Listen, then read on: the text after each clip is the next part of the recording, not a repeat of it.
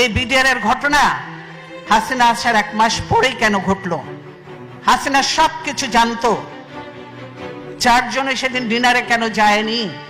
এটা চলে এসছে এর আগে। আমি ছিলাম, আমি গিয়েছি, হাসিনা ছিল, হাসিনাও গিয়েছে। এইবার কেন হাসিনা গেল না? তারপরের দিন কেন ঘটনা ঘটলো? হাসিনা এবং মঈনুদ্দিন এটা জানতো এবং তারা এর জন্য দায়ী, এটা মানা যায় না। কাজেই হাসিনাকে একদিন জবাব দিতেই হবে এটার জন্য। 57 জন, হ্যাঁ আমি ক্ষতিগ্রস্ত হয়েছি, আমার ছেলেদের হয়েছে, তারপরেও আমি বলবো 57 জন ভালো ভালো অফিসার কিভাবে মারা হয়েছে তা চিন্তা করা যায় না। তাদের পরিবারদের সঙ্গে যে আচরণ করা হয়েছে সেটা চোখে দেখা যায় না। আমরা 57 জন অফিসারকে করে কাউকে পুড়িয়ে ফেলা হয়েছে, কাউকে গার্বেজের ভিতর দেওয়া হয়েছে, কাউকে।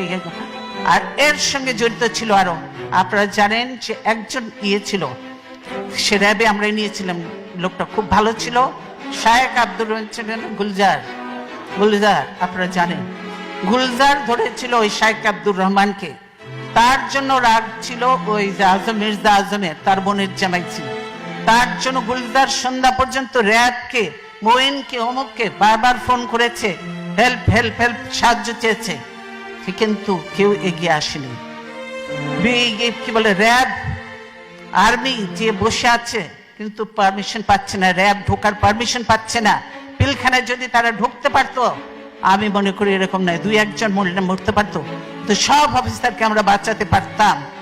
দেশের এটা ছিল অ্যাসেট, আজকে দেশকে ধ্বংস করে দেওয়া হচ্ছে, আর্মিকে শেষ করে দেওয়া হচ্ছে।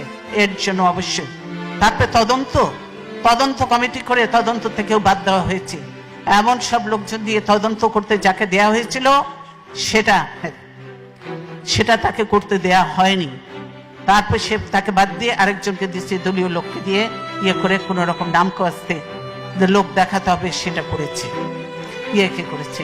তাদের লোক। এইটা বুঝতে পারছেন। কাজে বিডিআর ঘটনার সঙ্গে হাসিনা এবং মঈনুদ্দিন সরাসরি জড়িত। তারা এদেরকে নিয়ে একসঙ্গে শেরাটন হোটেল থেকে খাওয়া এনে খেয়েছে। তাদের যে তখন একজন ছিল, কি ডিডি ছিল না কি ছিল, কি না, তৌহিদ তখন কোথায় ছিল? হাসিনার ওখানে ছিল না? নিজের পরিচয় দিয়ে গেছে, একসঙ্গে খাওয়া দাওয়া করেছে, সবকিছু করেছে, ভালো কাজ করেছে, বাবা দিয়ে পাঠিয়ে দিচ্ছে। এই হলো অবস্থা। কাজে শুধু এই ঘটনা নয়, হাসিনা অনেক কিছুর সঙ্গে জড়িত। এবং বর্তমানে যে জঙ্গি তোলা হচ্ছে বিদেশিদেরকে ভয় দেখানোর জন্য, যে এই দেখো আমি ক্ষমতা থেকে গেলে এই দেশে জঙ্গিদের উত্থান হবে, এই দেশে এইভাবে মানুষ হতে হবে, এই হবে। সেই জন্য তারেক বলেছে, আমি আর বলবো না, এই যে বলেছে, আমি শুধু ছবিটা দেখাতে চাই, অ্যালার্মিং কথাটা, অ্যালার্মিং, হ্যাঁ ছবি দিয়েছে, মানব ছবি বুঝেছেন। বলছে কি, সিজারকে গুলি করা হয় কাছ থেকে, বন্ধ ছিল সড়ক বাতি বন্ধ ছিল কেন? তার জন্য দায়ী কি বিএনপি? সরকার দায়ী হতে হবে। কেন ছিল?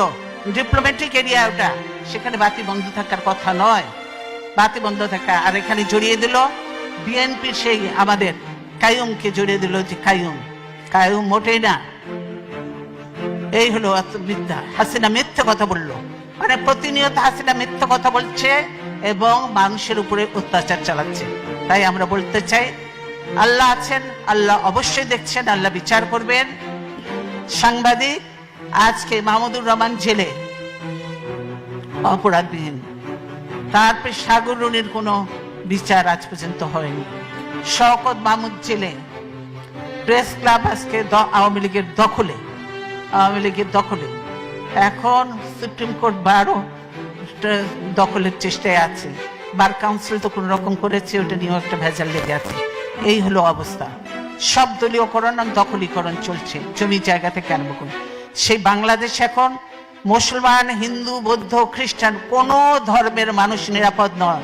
এবং যত দুর্ঘটনা ঘটছে তার সঙ্গে হাসিনা এবং আওয়ামী লীগ সরাসরি জড়িত, এবং তার পুলিশ বাহিনী, পুলিশ এবং র্যাব এরা জড়িত। তাই আমি বিদেশিদের কাছে আহ্বান করব, এই র্যাবের ইউএন মিশন বন্ধ করতে হবে, র্যাবকে বন্ধ করে দিতে হবে। র্যাবকে যে গুলি টুলি সাপ্লাই দেওয়া হয় এগুলো বন্ধ করতে হবে, নাহলে বাংলাদেশের নিরীহ মানুষরা মরবে, বিদেশেরাও মরবে। এবং এগুলো সব বন্ধ করতে হবে, র্যাব পুলিশ এদেরকে। পুলিশ, এই দেশে দেখেছি পুলিশরা হলো জনগণের সেবক, জনগণের নিরাপত্তা দেয় এরা। অথচ বাংলাদেশের পুলিশ জনগণকে ধরে নিয়ে যে ঘুষ নেয়, না হলে গুলি করে হত্যা করে জঙ্গলে ফেলে দেয়। এই হলো বাংলাদেশের পুলিশের অবস্থা। কাজেই আমরা খুব একটা খারাপ সময়ের মধ্যে দিয়ে বাংলাদেশ যাচ্ছে, আমরা অত্যন্ত কষ্টের মধ্যে আছি। তারপরেও আমি এতদিন গণতন্ত্রের জন্য সংগ্রাম করেছি, এখন অনেক বয়স হয়েছে, তারপরেও বিশ্বাস আছে, আস্থা আছে, আল্লাহর উপর বিশ্বাস আছে এবং আল্লাহর রহমত আছে।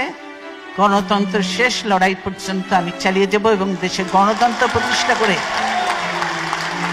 গণতন্ত্র পুনঃপ্রতিষ্ঠা করে ইনশাআল্লাহ তারপরে দেখা যাবে আল্লাহ যা কপালে লিখছে তাই হবে। তাই আমি আপনাদেরকে অনেকদিন পর দেখা হলো, আবার কবে দেখা হবে জানি না, কিন্তু বলতে চাই আপনার প্রবাসে থেকে বাংলাদেশে কারো কথা বলার কোনো সুযোগ নয়। কোন সাংবাদিক কিছু লিখতে পারে না, ধরে নিয়ে চলে যাবে, মামলা দিয়ে জেলে ভরে দিবে, কেউ পারে না। যা দুই চারটা কথা আমি বললে বলি, ধরলে ধরুক, কিছু আসে জানে ভয় পাই না। প্রবাসে আপনারা আছেন এবং আপনারা কিছু কথাবার্তা বলবেন, টকশো, এখন টকশোতে যেতে পারে না, আপনারা কথাবার্তা বলবেন, আপনারা লেখালেখি করবেন, আপনারা একটু জানাবেন, সেটাই করতে হবে। কাজে প্রবাসে আমরা বলি যে আপনার সোশ্যাল মিডিয়াটাকে আপনারা বেশিভাবে কাজে লাগান, এটাকে কাজে লাগান। এবং এটা দিয়ে যেমন মিশরে সেই কি স্প্রিং রেভলিউশন হয়েছিল, বাংলাদেশেও এটা দিয়ে রেভলিউশন করা সম্ভব এবং গণতন্ত্রকে ফিরিয়ে আনা সম্ভব। তাই আমি আমার বক্তব্য দীর্ঘায়িত না করে আপনাদের সকলকে, আপনাদের অনেক মূল্যবান সময় দিয়েছেন, সেই জন্য আপনাদেরকে ধন্যবাদ জানিয়ে আজকের মতো বিদায় নিচ্ছি। ইনশাল্লাহ ভবিষ্যতে আল্লাহ যদি জীবিত রাখে তাহলে আবার দেখা হবে। ধন্যবাদ।